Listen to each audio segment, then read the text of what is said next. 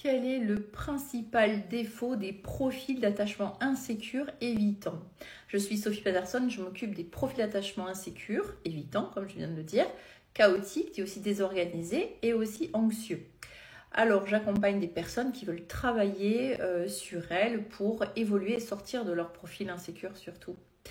Alors, cette question, eh bien, ça fait un moment que je voulais la traiter parce que ça revient systématiquement à la fois dans les commentaires, dans vos commentaires et dans mes accompagnements.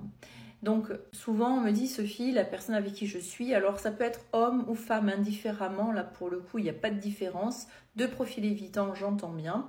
Eh bien, c'est le principal défaut qu'on va pouvoir leur reprocher, c'est leur égoïsme.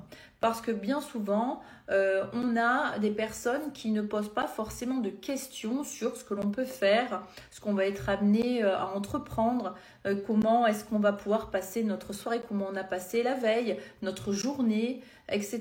Ça, ce sont des questions qui sont rarement posées par le profil évitant. Alors, dites-moi en commentaire, ça m'intéresse, hein, si c'est votre cas, ou alors au contraire, si la personne qui partage votre vie s'intéresse et vous demande comment ça s'est passé aujourd'hui, je te souhaite une belle journée, bonne nuit, etc. C'est-à-dire que c'est cette façon de pouvoir s'intéresser globalement à l'autre. En tout cas, moi, de ce que je vois, alors c'est pas une science exacte parce qu'on est un petit peu quand même, il y a des variations, il y a des degrés d'évitement, hein, on n'est pas tous obligés de rentrer dans un moule.